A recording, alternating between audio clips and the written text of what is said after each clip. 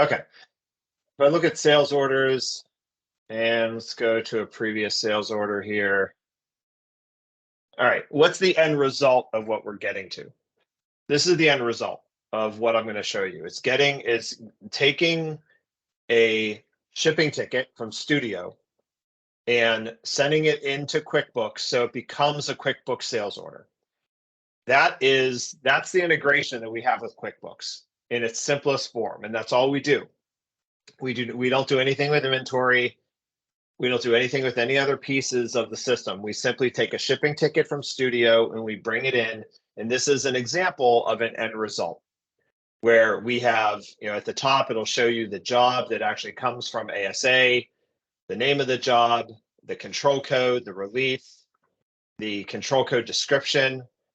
What I have here in Studio is I have broken these up into what we call elements. So I'm not sure if Mario had explained that, but you can have different sections of an order. So I have east wall, and then it summarizes by product, by the parent product, the total quantity or weight that has come over. In this example, I'm using kilograms, but it can be anything that you choose, depending if you're using pounds, it'll be fine. But it will go ahead and summarize by product the total weight that comes over, and it will also bring over this is the bill to address coming from Studio and the ship to address coming from Studio. So that is brought over as well. And then lastly, we are bringing over this down here at the bottom. This is the actual ASA shipping ticket number. We don't do anything with pricing. So the pricing that you see here is all derived from QuickBooks. However you set up your pricing in QuickBooks, whether you're doing a by customer, or if you have, I think they call them price sheets, but all the dollars are coming from QuickBooks. What we're bringing over are the quantities for the weight, these two address fields, and the shipping ticket number. Okay, I understand what are you doing. So it's very simple, but in the practical view, if I add a new inventory item in Studio, should I, at the same time, I should add it to QuickBooks, so when the chip ticket sent to QuickBooks, they can read it, right? So Correct. I have to like inventory.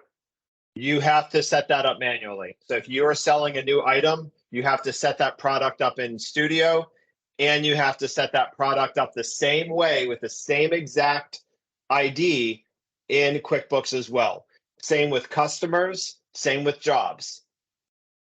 So if you have a new customer, during a conversion, we can help to extract what you already have in QuickBooks, but whenever you have a new customer, a new job, or a new product, that has to be entered into Studio and then entered in the same exact way into QuickBooks in order for the connection to work. Okay, because you don't have any interaction with customer or vendor on both platforms. No, all we've done is we have taken a shipping ticket and we make a sales order. That's all we've done. So basically, we do everything in Studio except for the invoicing, right? Also, essentially, we do everything in Studio except for the invoicing. If you use QuickBooks, correct. You will stop at shipping ticket. When you post your shipping ticket, there's a little program right here. I'll run this program. Let me go get my password for it. Hang on one second. This is demo. Let me go here, grab my password. I think this one should work.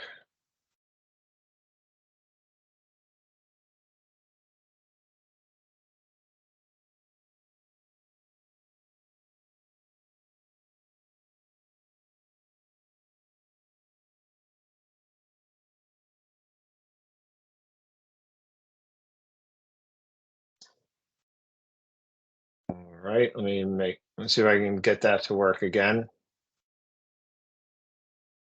Steven, can we set up other items in Studio apart from Rebar? Absolutely. You can put anything that demo 3.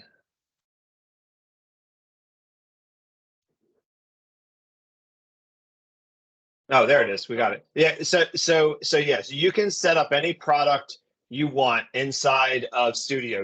Anything that you're going to sell or send to site, you can put that. You can set that up in Studio.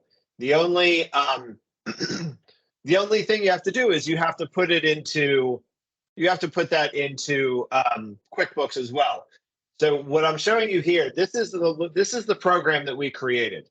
All of these are posted shipping tickets coming from Studio. And when these get posted, when I would be ready to actually send this over, I could go ahead and click this send to QuickBooks sales order. It would show me if something, if it created. Sometimes if there's a product mismatch, it'll tell you that. But again, the end result is you get your sales order, and then you would do your invoicing, your pricing and your invoicing out of QuickBooks. If you use this, if you go with this process using QuickBooks along with Studio. Okay, based on your experience, what happens if I have a return merchandise? I have a return inventory. How do you do it in Studio and QuickBooks? If you're gonna return, so are you gonna return inventory, stock inventory, or you're returning a customer fabricated order? Are you planning? What are you going to do with that material? Are you going to cut it up and make remnants? What's the end result? Because is this cut and bent material that you're bringing back in? No. A straight rebar. If I have a return a straight rebar, I go back to the index again. So in Studio, what you would do is you could create a receipt for that. You would do a new receipt of that material if it's stock material. So if you're selling 60-foot stock, you could do a new receipt to bring that back in to increase your inventory of that material. If it is custom cut material where it would just be straight, but you're going to consider it to be remnants or offcuts, then you could do what we call an inventory adjustment in Studio to increase what we call your WIP. So there are two ways to get that back into Studio. On the QuickBooks side, I'm not certain. I'm not as familiar with the inventory side. Maybe I don't have it down because maybe you just made a credit or cancel the invoice and they will return the item back. That's maybe not a problem. Right. That's what I want to say because the only connection between Studio and QuickBooks is the shipping ticket. So Correct. It's only when they go out, but not when they go in. Yeah, look, what you're really asking is, are we going to sync inventory? And that's at least what I'm guessing you're getting at is how are we going to handle inventory, and are we going to send inventory over to QuickBooks? And we're not. And that's a question that has come up with all the customers that have used this program. They've also asked, well, how do I sync my inventory? We're not doing anything with inventory. It's connecting Studio inventory to QuickBooks inventory. So the customers that are using this are doing manual adjustments. They will look at the end of the month at what they have in Studio, which is exact piece counts of what they have. You can have a total weight by product, and you go into QuickBooks and you make your adjustments accordingly in QuickBooks. Yeah, I understand. Okay. I think there's too much for so in the implementation, it's very straightforward, or that connection between Studio and Quickbooks. I missed that question. I'm sorry. Can you ask again? Okay, the implementation of the connection between both software, between Studio and Quickbooks is just straightforward. It is. It takes, I mean, it takes me the installation of the connection. There's two files. So that's easy to do, right? We've built a program. As long as you're running the right version of QuickBooks, and we have to run the desktop version. We can't do it on, we can't use QuickBooks Online. We didn't. Okay. So as long the installation of this program right here is very straightforward. The real work is making sure that your customer names, your job names, and your product IDs are the exact match in each system. I can run one of these orders through if you'd like to see how it works. I can just copy this order. So I'm going to copy A5F6. Let me just do this here. Let me go into Studio.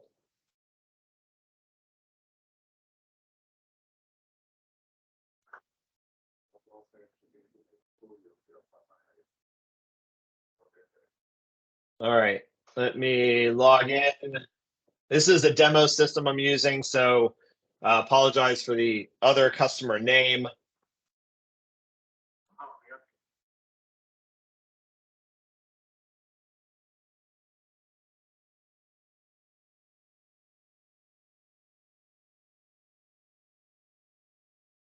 All right, so let's go ahead and copy that order that we already had in there. There we go, A5F6.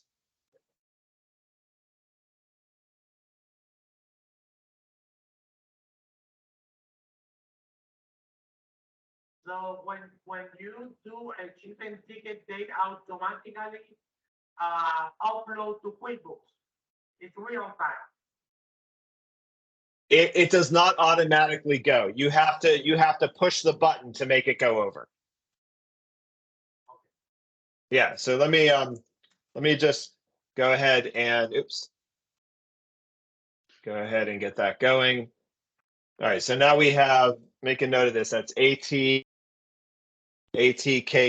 All right, so that's the new order. It's just a copy of this other order. And I'll go ahead and open up that order in Studio and show you what it looks like.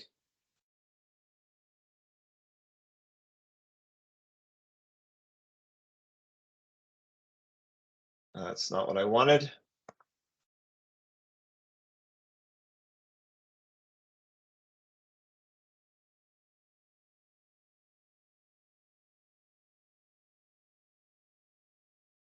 Yeah, this is running very slow on this. I'm gonna jump back to my own system here. That server is very slow. So let me just bear with me here. Let me get to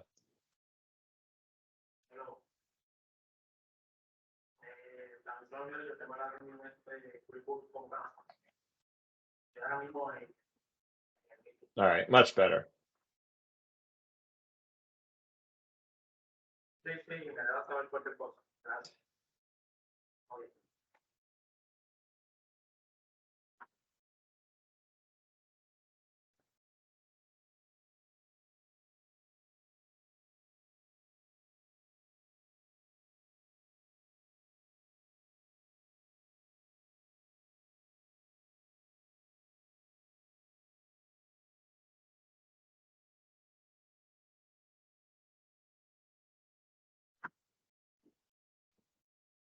All right, A5F6. There we go. That remote server that I was on was just too slow. So now I have I have A553P. Okay. So here's the order that we're going to run through. You can see how I've put this material into two elements, east wall and west wall. So just a very small order. But this is our order entry screen. I'm assuming all of this you've seen before. Is that correct? Right. Okay. So this is the order. We'll go ahead and print the tags out for the order.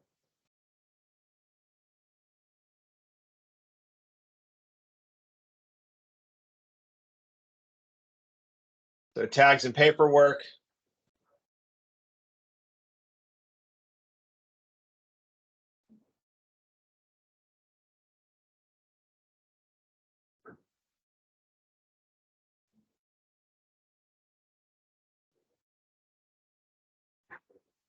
Okay, so here's the result. Here's our tags that we'll print. So all this is straight studio information. Here's the tags that we'll print that you can use out in the shop. Here's all the processing reports. I'm sure Mario has gone over this with you in great detail. The master bundle tags, if you're going to use them. So now that we've printed, we'll pretend that we have cut and bent everything. It's all on a trailer. You'll do your scanning. You'll do all of the process in Studio. I'm kind of waving over all of that. But now you want to put it on a shipping ticket. So I'm going to put that A53P control code on a new shipping ticket.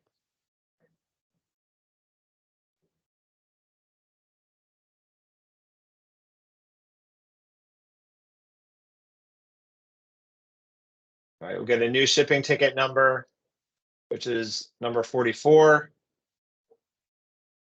And I'll come down here and do A53P, which is the control code that we're working with, and it's for this customer and job.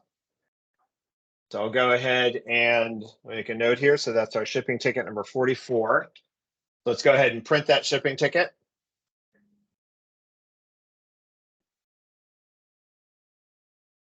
So now we print the shipping ticket. It goes out with the truck, goes to site. So it's out the door. So now we want to post that shipping ticket. This is a very important piece of the whole process. You have to post the shipping ticket. So we'll run through our posting process, which is running our pre-posting reports. We have our posting register. We have a warning here just that we're showing some negative inventory. That's just because I haven't brought inventory in my demo system, but it's all fine. We'll post it. Okay, so our shipping ticket 44 is now posted. So now if I jump back over to the tool and do a refresh, and it's going to kick me out. Of course it is. Murphy's Law, right? Let me grab my password again.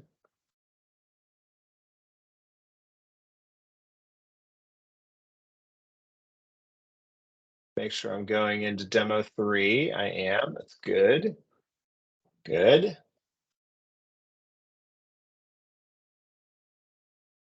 Okay. All right. Right here is my shipping ticket 44. That's the one I just did. So you can do many shipping tickets at one time. So what I'm going to do is I'm going to highlight the shipping ticket that I want to send into QuickBooks. I highlight it. I say, let me make sure I got my alternate product group set up correctly. I'm going to do, let's do 8. That's the one I want. Send to QuickBooks. And there's an invalid reference, RB, sales are on quick with error invalid. Maybe I have to pick I have to pick the other one. Let's do QuickBooks. There we go. Okay, good. So the other message was just because I don't know if Mario explained this to you, but in Studio, we have these things called alternate translation groups. All that is a way to translate product IDs. So if you're getting orders from a outside detailer, and let's say they use R0460 instead of RB0460, you can set up a translation table. So when you bring in an order or you export something, it will translate it appropriately. I picked the wrong one. That's why that original message appeared. It's not a problem. Once I pick the right translation group, I'll get this message saying that QuickBooks sales order number 225 was created from shipping ticket 44. And if I click OK, so now I can go ahead and find shipping ticket, sales order 225. And it's an exact copy of what I showed you, but here's the shipping ticket 225 that got created. It's all the same information, but that was the process to get it over. I had my order, I print my tags, I get your shipping ticket, I print it, I post it. It's available in this, little interface right here. I click send it to QuickBooks and it creates my sales order. From here, you take it the rest of the way through QuickBooks. Okay, I have a question. In the interface, a person can duplicate that upload because you said that you only mark the one that you want to upload.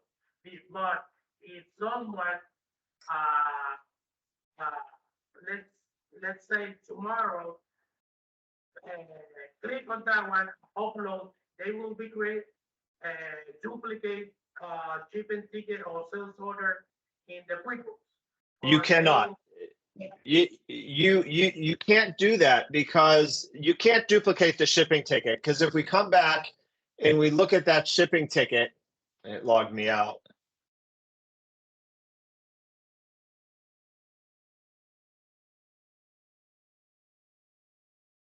So when I do the upload in the interface, if I already upload one, I can do it again.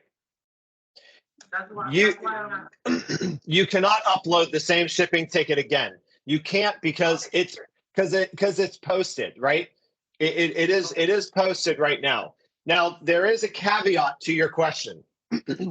If you're not using our financial system, there is a security permission inside of Studio that would allow you or allow a person to uncheck the posted checkbox. If you did that, or if somebody did that, and I would not give this permission to everyone, it is like, the controller. If you uncheck posted, if you have that permission, then yes, you could repost it.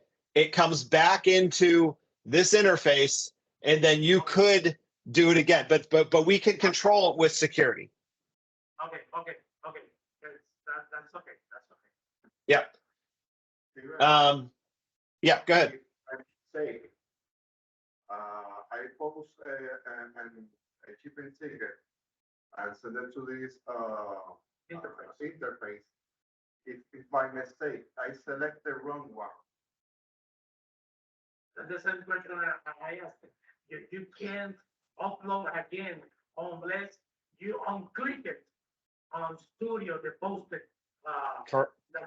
That's right? Correct. Yes. Only posted shipping tickets appear here. So if you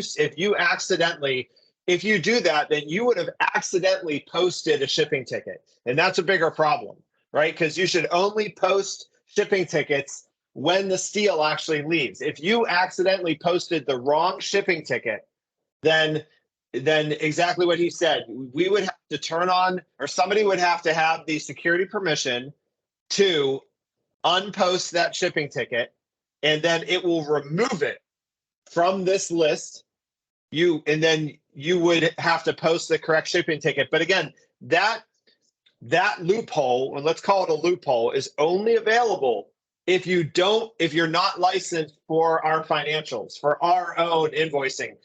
If you have our own invoicing, we do not allow you to unpost at all. We only put this in for customers that are using QuickBooks and that might need to pull something back.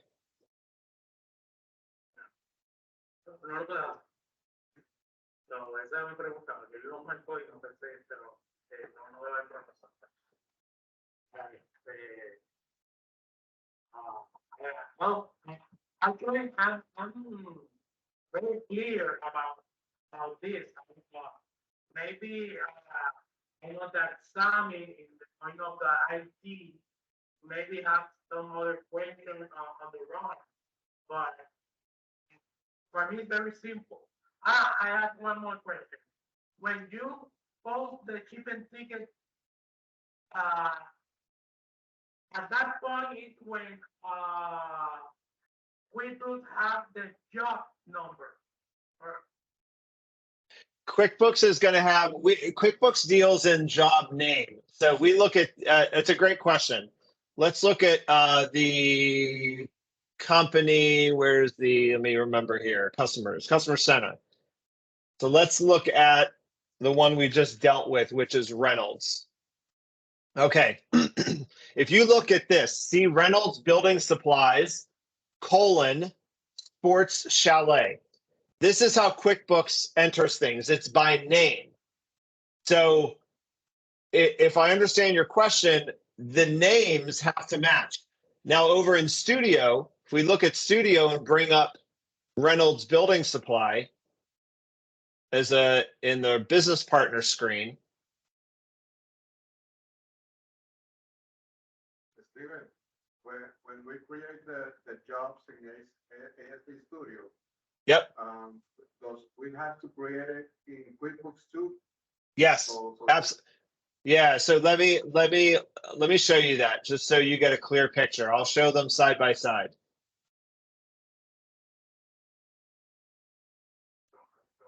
Okay. So let's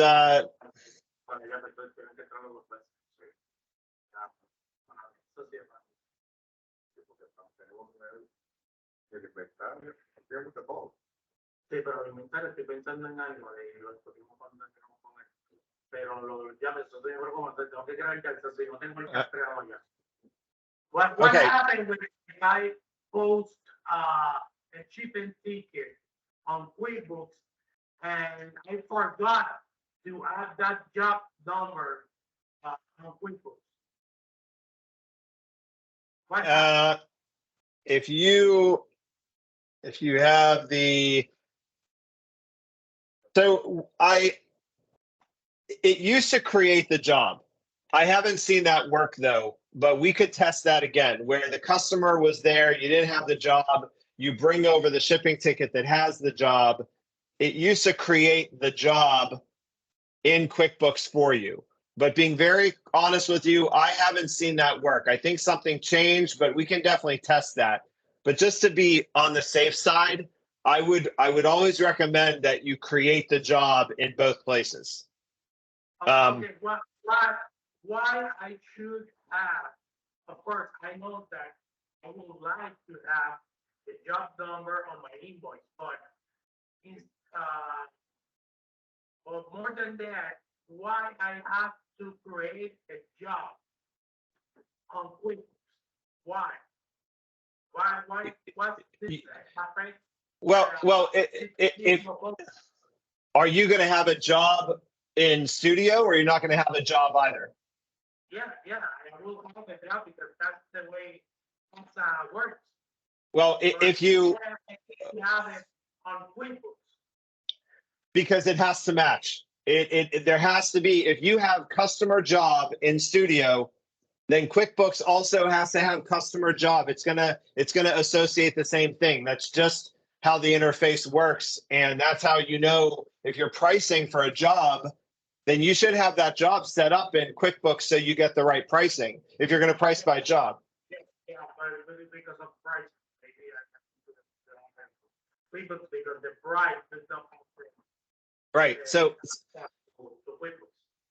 let me just, yeah. I got a quick question. If I record my years of programming, when I do pointers in a database that have a space or a wrong character, it does, when they doesn't match, it doesn't found each one. You know. I missed that question. I'm not hearing the question. I'm sorry. When I create a client on the Studio, and for my mistake, I input the name with an additional space or a character. It is not going to find the same client name in QuickBooks because it has a character or space that doesn't match the same in the Studio. Correct. And you will get a message in this program saying that it couldn't find a customer or it couldn't find a job name. If you accidentally have the customer or the job name that is a mismatch, if it's not there, it won't find it. In fact, here, if I just try, I'm gonna try one of these randomly. I don't really know if it's gonna work or not, but let me just try one of these and see what we get.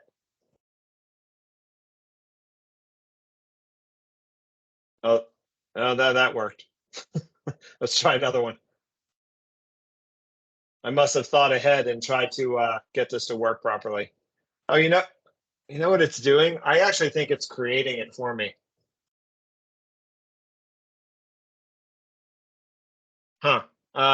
Let me look at Pendleton. I think we might have just tested something interesting here. Hang on. Let me look at Pendleton. Yeah, it just created it for me. So inadvertently, we tested what I thought wasn't working. I had a shipping ticket that had a customer and job. That customer and job, I don't believe was set up at all inside of QuickBooks. I send it over. It found a product match and it automatically created the customer and the job for me in QuickBooks.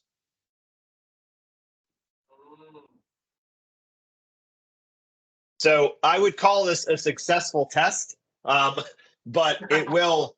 So it will create the customer and the job. But back to your original question, if you had a mismatch, it would show another message that says it can't find that customer in QuickBooks. So you would have some indication to go back and do a little research on why it didn't come over. So we're starting over. So if we don't have my job created in QuickBooks, the interface will create it. Yes. Create it. And the customer, and it will create the customer if you don't have that either. So you can confirm that's the way it works, because that will relieve a lot of jobs. Let's do this. Yeah, I tell you what, let's confirm that right now. Let's start over and let's do a new partner in my demo system. I'm going to call this Steel Services. Call this Steel Services. That's the name of the business partner. It's a customer. I need an override account code. AR override. Gonna randomly pick something here. Ah, come on.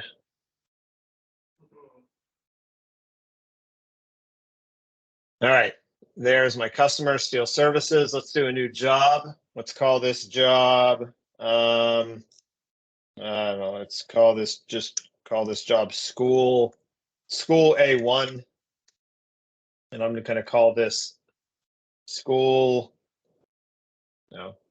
PR. And let's make sure that Steel Services is doing that work. All right. And let's go ahead and save that. Okay, now ship to. I need my ship to address. All right, let's grab. Actually, I'm going to put a new. I'm going to call this job site. So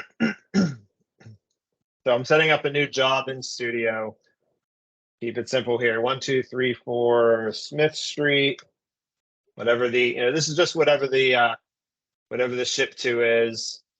Let me just randomly pick I am using a Canadian database, but that is okay. Yeah, let's save that. Let's save that. All right, let's go ahead and do a new order for this new job. Let's call the job School A1.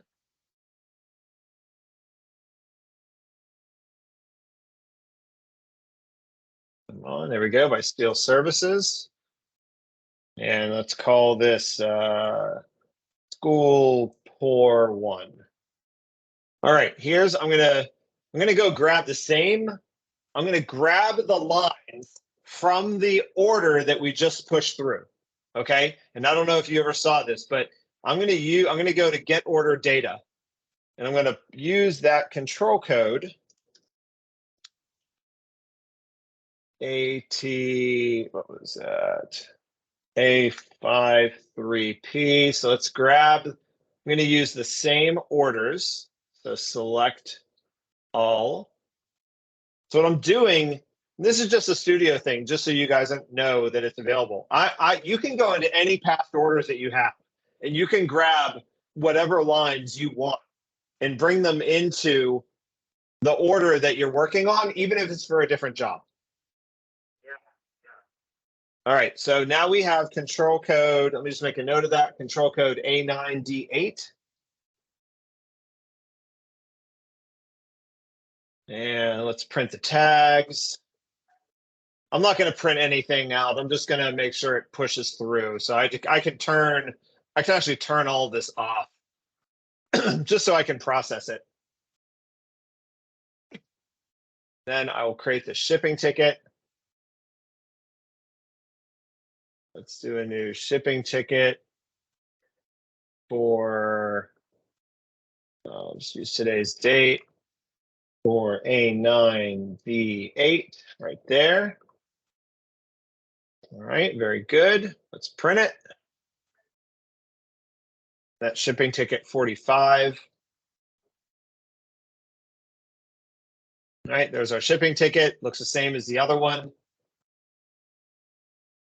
Let's go ahead and post shipping ticket 45. All right, same thing, our register. We have a warning about negative inventory, not a problem. Post it. All right, so now the true test.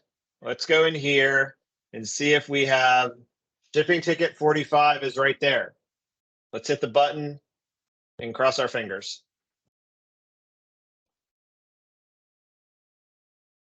It worked. So now let's look up 228. Let's go back to our, how do I get back to home? Let's go to shipping ticket 228. Look at that. It worked. Steel Services, School PR. So you don't have to put those, in QuickBooks. But the only thing that I still am going to question you guys on is if we look up Steel Services, right? Here's the new customer that we created, but your payment settings, I don't know what you use now. All the payments, all the pricing is done in QuickBooks. So if you want the pricing to automatically appear, I guess you could import it and then set up pricing, or you could set up everything beforehand. So then when it does come over, the customer and job are there and it automatically grabs the pricing. It's just depending upon what you want your process to be. Yeah, okay. That's what I'm going to say. It's okay. That's something that we have to brainstorming. Yep. But that's great. The other thing, one more thing I want to show you, which you'll like, is not only are we showing the shipping ticket on the sales order in QuickBooks, but we also are bringing the sales order back into Studio. So I have a saved inquiry here called QuickBooks Inventory, and if I sort on reference number right here, so if you go into Studio and you look up the external reference number, you can see the sales orders that are created and what shipment it actually relates to. So you have a good cross-reference of information. That's good. So that's the essence of what we're doing inside of QuickBooks. Do you want me to show you now our own invoicing solution and what that looks like? Yeah, it's okay, yeah. Okay. All right, let's look at that one. So let's take that original. I'm going to copy that control code that we used before.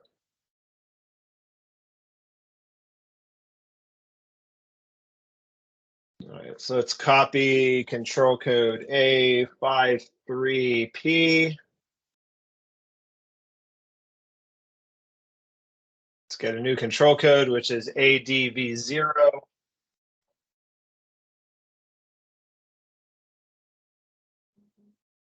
Okay, here's the same control code, just a copy of it. So we'll go ahead and print tags for ADV0. And again, I'm not going to print anything out because you've seen it. I just want to run it through processing.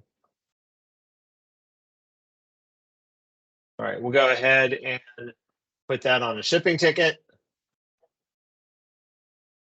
It's all the same process that we did before. ADV0, there's our control code on the shipping ticket. We will go ahead and print it again. So we print the shipping ticket, we give it to the driver, the steel leaves going to job site, and now we post the shipping ticket.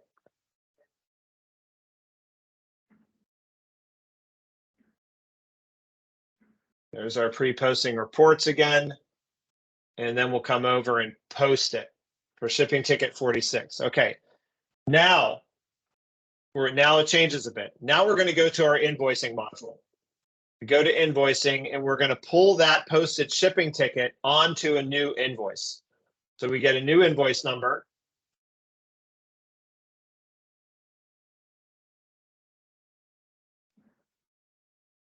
And it should come back to me here. There we go. I'm going to just type in shipping ticket 46. And it knows the job and customer. So this is the invoicing screen. Now that you have the shipping ticket loaded, you can put more. You can put more shipping tickets in. You could come in and alter the ship to or the bill to address. If you're going to send it somewhere else, you can do that. You can put report notes on if you want. There's custom fields, but the most important thing is you can come into the line entry area, again, on the left under line entry. And if I wanted to, I could put more products on if I have additional products that I want to add to. Let's see if I can look for the products here. I have one. That's a detailing chart. So there's additional type of products that you can put on here, but it's going to pull from the shipping ticket all the weight and the pricing on here, and you can go down to totals and you can see what your total is going to be for this invoice. So you have your sales, your freight. If you need to add freight, you can add a freight product in. I don't think I have any freight products, but you can add freight if you'd like. At this point, you would go ahead and print the invoice. So this is the invoice that you would send out to your customer to be paid. All the information up here about the invoice and the job, who it was sold to, where it was shipped to, rebar black, the total weight and the total price of what they're going to pay, whether the job was lump sum or unit price. So you have, this is the invoice that gets generated. And then like we did for shipping ticket, we need to post the invoice after we print it. So we come back to main and we post the invoice. Now, you can post an invoice one at a time, or this is invoice 18. You could come over to the posting tool and you could show a date range. So if let's go back a month. I don't think I have any others, but it'll list all the invoices that are ready to post. So you could post in what would be called, a batch. So you could select multiple invoices if you had them in here. Go ahead, let's do pre-posting. There's our invoice register, our invoice listing, our invoice register. These are all the pre-posting reports that get generated, and then we post invoice 18. Okay, so now the invoice is out. payment comes in. Customer sends a payment in that we want to apply to this invoice. So now let's go to our cash receipt module, which is receiving payment. We'll do a new payment, a new receipt number, and let's say they sent in, let's just say they sent in $1,000. You'd have to have your, a bank set up. Not that we're doing anything with banks, but we need a bank defined and there's a deposit slip number. But really, you're just giving it a receipt number and a payment amount. So we'll come into customer payment and we tell what customer sent the check. So our Reynolds Building Supplies that sent our check over. You have your different payment methods. So cash, check, credit card. Let's just say they paid by check, whatever their check number was, and their check amount. And what was their check date? We'll say it was yesterday. At this point, you have the ability to go and apply this $1,000 to whatever open invoice lines you want. So the bottom one is the one that we generated. So I could come down here and say, apply that $1,000 to that invoice. So you can see the balance is 0, but I have 426 available to pay other invoices. So maybe I'll go ahead and check that one and that one. So you can see it left a balance right here, but my available amount is 0. The other thing I could do is, let's just say you wanted to apply it to all the old invoices. If you just click this line right here, it'll auto allocate the payment to the oldest invoices that you have. Let me just put myself back on Do Not Disturb. So it'll auto allocate it. So you have the flexibility to select which invoices you want or to auto allocate. You can also receive payment in early and apply it to invoices that aren't even here yet. So you can leave a payment in here. So, but I'm going to just apply it to this one invoice. Let's see, why didn't it refresh I should have refreshed here. Available amount, let me cancel that, refresh. There we go. So 0, 426 remaining. It just tells me I have an available amount remaining. That's fine. You could go put additional payments in. Let's say the total check deposit was $20,000. It was comprised of different checks from different customers. You could put different payments from different customers in right here. But what I just showed you is really the process of, you still have your shipping ticket, but then you apply it to the invoice in Studio and you receive payment in Studio. The last piece of this payment would be to go ahead and do a pre-posting reports. We have to always post when it comes to financials. So we have our receipts, our receipt listing, we post it, and then we're done. So that's the end of the process in Studio. Now the question becomes, how do you get your GL information out of Studio now to send to QuickBooks if you're going to keep QuickBooks in place? And where you would do that is over in our general ledger module. So we are going to have a GL module. We are not doing financial reporting. All we're allowing you to do here is to export, is to be able to go in and export all the transactions associated to a specific account. So you could go ahead and select what you want.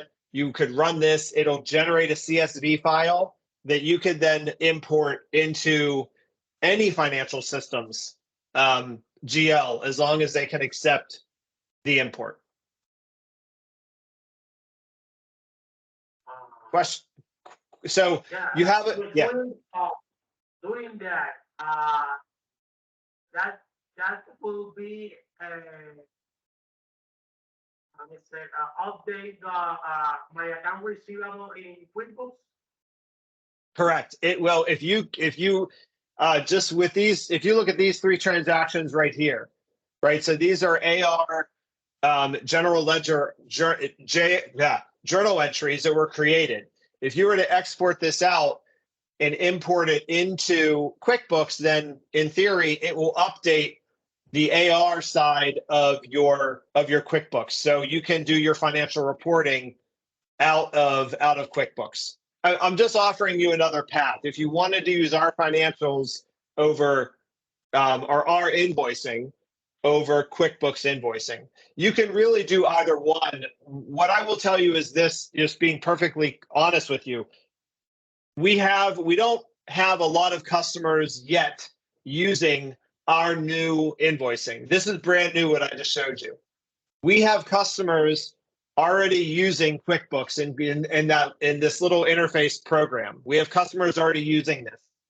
So if I was to recommend anything to you, I would probably say maybe start with the QuickBooks app, with the way of using QuickBooks and using our integration. And then maybe in 6 months, a year, come back and we can migrate you over to, we can look at migrating you over to our invoicing solution. Okay. I think I have all the information that I need. At this time, I don't know, Sammy, you have any more questions? No, not right now. I think we are straightforward. Yeah, after this meeting, we have, mainly we are going to get a meeting with the different departments. So present what we already discussed with you. And then we are going to talk with Mario. So we decided how we start with this interface. Okay. So Yeah, thank you, Steve, for your time. Yeah, absolutely. If anything comes up, feel free to email me. I can answer whatever questions you have. But I hope today at least gives you an idea of the two options you have in front of you. Yeah. Thank you, Steven. Pleasure. All right. Have a good day. You too, my friend. Thank you. All right. Thanks. Bye-bye.